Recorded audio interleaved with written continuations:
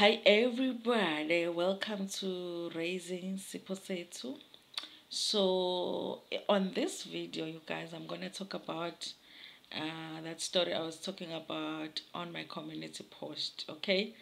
Most of you that have been on this channel for a while know that there was a time when me and Siposetu spent a long time in the hospital. Overall, maybe like 7 months, 6.5, 7 months in the hospital. Maybe in that 6.5 or 7 months, we were out of the hospital for like a week or something. So, yeah. And so one thing I learned very quickly being in the hospital, especially when we got to Nkosi Albert's Lutuli Hospital and to the rehab center, is how much people like coming to the hospital to pray, you know, and obviously, understandably so, these are people that are sick in the hospital. Everyone is desperate to get well, and yeah. So I remember, I think the first experience of people coming into the hospital to pray, I remember just asking myself, you guys, Guti, now you're coming to pray, because it's not like they come respectfully and say, you know, we come from, this church and this is what we believe in and whatever.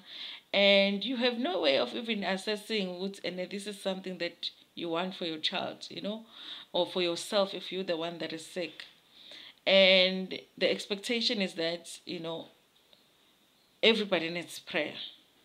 Everybody needs prayer. So nobody's going to say that they don't want a prayer. And nobody comes to you at Esbedlela Ati. There's going to be people that are going to come here to pray. If you guys don't want a prayer, you can whatever, go out or whatever. Or maybe they come to a certain area and then they will tell you, it's okay, guys, there's people who are praying for people there. So if you want prayer, go there. They come to the ward and assume that everybody at the ward needs prayer, and they will go from bed to bed, you guys. In the beginning, you guys, it was just the fact that I don't know where these people come from, you know. And a lot of the times it will be those people from the church that has a white bed, the church with the white bed. And the stories that were going around back then, of that church with the white bed, where they say when they pray, they say you mustn't open your eyes. And the people that open their eyes in that church, when they're praying, they were seeing things. I remember that time. So I quickly had to make a decision to be like, unless I know you personally, I am not accepting a prayer from you, you know. And but soon I realized, Guti, that was something that people never understood, you guys, because every time that somebody would come and say, can I pray for your child, I would say no. And then they would say, why? It's an interesting thing, you guys, because I feel like abantu abasontayo, they feel entitled, because if you come to me and say, can I pray for you, and I say no, it should end there, I don't want your prayer. But people will want to know why would you not want prayer? And I would say, what are you going to pray for? Because a lot of the times a person won't even find out what is wrong. Okay, I'm here with my child, she's sick, what is wrong with her? What am I praying for myself for this child? What do I want myself for this child? Am I wanting her to get well? Am I wanting her to walk? What do I want for her? Okay, what is wrong? What do I want for her? Do I believe in prayer? Do I believe in the God that you are going to pray to right now? Do I believe in the same God?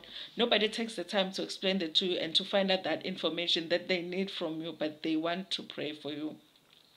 But I soon realized that people will be so offended by the fact that you don't want their prayer. I'll be like, I don't know you. and I don't know who you're praying for.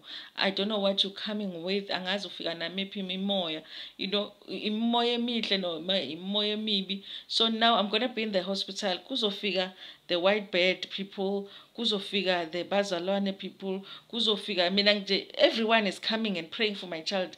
I don't even know which God they are praying to, but they are praying. I don't know what kind of imoya they're coming with. Are they coming with dark spirits? Are they coming with what? Everybody's just coming to pray. I mean, I'm just gonna be like, yeah, pray, yeah, pray. And there were people in the hospital valley who were doing that. Everybody that comes to pray, they say, and I understand the desperation. But my aunt, at some point, at the beginning, I just said, because of course I was going through a lot, and I was like, the last thing I need is abantu moya that I do not understand and pray for my child. So I just refused it at the time, and I wouldn't explain. But later on, when I was calmer, after some time, I would say to them, I pray for my child. I can pray for my child myself, and my family will pray for my child myself. So God already knows what we want for her, and if He's gonna answer, a prayer, He's definitely gonna answer. My prayer is gonna answer. Her father's prayer is gonna answer our family's prayers. So I don't feel like it will make a difference for you to pray for her, because I don't even know, guys. Do you realize that when somebody says they're praying, you always assume, what this is a Christian, they're praying to God. Like, you always assume that you don't know what they're praying to, and what they leave over your child after they pray. So, but I never used to understand how people will feel so offended by the fact that you do not want prayers. A lot of the times I will take my child and walk out of the room and then let the people, sometimes, hey, at the hospital, sometimes people come and have church, like inkonzo, kuculwe and everything in the hospital, and they'll be praying and they'll be like, going. But not only that, guys, I'm not somebody who is into church right now, but spending a lot of time in the hospital, I realize there's a lot of things spiritual aids that are going on in the hospital, because there will be certain nurses that will be upset with you because of the fact that you didn't allow those church people to pray for you. Which, how can you not? You say you want your child to get better, but you didn't allow. They were here, these people, you didn't allow them to pray for you. And then I'll be thinking, but what is your benefit in them praying for my child? What are you, as a nurse, now? What are you going to be benefiting from these people praying for my child? I remember there were nurses when we were at Nkosi Albert Luthuli Hospital. There was a water. I think who was a popular pastor then at Tegwini. It was a new thing at the time. I think Pastor Zondo is it Zondo who has water that you can buy, if I'm mistaken, guys. But there is a pastor, I can't remember, it was Pastor Zondo at the time. There was a water that was salt. I apologize if it's not him. There was a water that was sold in the hospital. You guys, they will tell you, you go to the second floor. I think it was the second floor in King Albert's Lutul. You go to the second floor and buy a manzi, and the nurses will come. But guys, the way that they just, like, it's almost like they were getting commission from this water that that is being sold. Go buy this water. I'm telling you, you just buy that water and you sprinkle it on your child. Your child is gonna be well. And I'll be like, but what is in that water? And then they will say, no, pastor prayed for it. The man of God prayed for it. And I'm like, but I'm praying for my child. Why do I need the water that is prayed for by the pastor? Such a delay in prayer. The pastor that I don't know prays for the water, and I go spend my money buy the water so that my child can get better. When God can just heal my child when I'm here, when I'm praying here for my child, He can just heal her. So I never used to buy that water. And the parents, you guys, will go and buy that water. Obviously do what they need to do. And guys, when we were in Nkosi Albert Luthuli, we were in high care. High care, it's like, it's a worst place you can be with your child, because like it says, a high care. It's not ICU, but it's high care. Like, your child is so sick that there has to be a nurse there, like 24/7, paying attention to your child. And at that time, I don't know how it is now, but at that time they were so good with it. At some point, like each and every bed, there would be a nurse for each and every bed, because most children in high care were really like sick. So you have a lot of deaths, you guys. I don't think that I experienced the passing of children as much as I experienced in in that hospital, because there were so many. Like, we will go to get some sleep as mothers at the mother's lodge and come back, and the child has passed, and we'll go, and then another one has passed. Children passed there. So it was a room full of desperate mothers, desperate for their children to get well, and then the nurses are here. I don't know what those nurses are gaining from that water. But I refused it, guys, because of those reasons. Oguti, when somebody says they want to pray for you, you don't know who they're praying to. And there's so much going on right now in the spiritual world, that there's so much darkness that you don't want. On top of the fact that my child is sick, I'm trying to figure out what's wrong with her. Now I've got this person that is going to pray for her and leave things on her and all of that. I did not want it. But the experience of people not understanding that I'm saying, I don't want your prayer. I've got my own prayer. I can pray for my child. My mom can pray for my child. My family can pray for my child.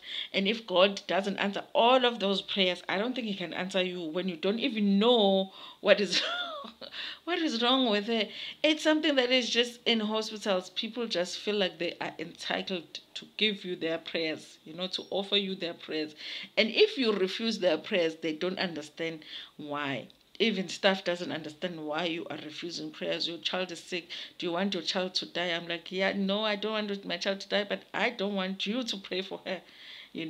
The fights I had to fight just to say to people, I don't want your prayer.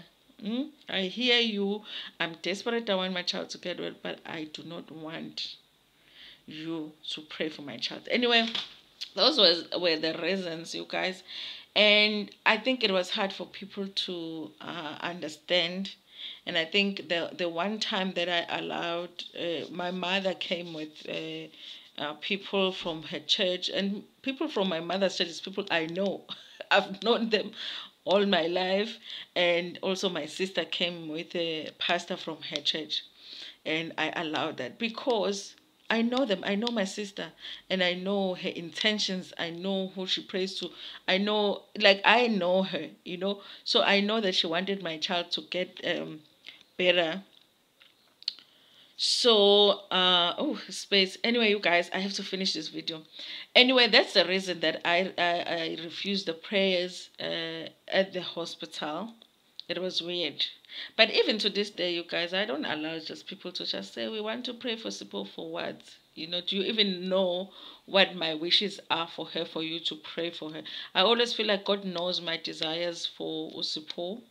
And if He wants to give them to me, if He wants to answer my prayers, He will answer them. I don't believe that He will answer other people's prayers through Sipo. That just doesn't make sense to me. But yeah, maybe I don't know. But as long as I feel like that, nobody's gonna pray for her when I don't even know what they believe in.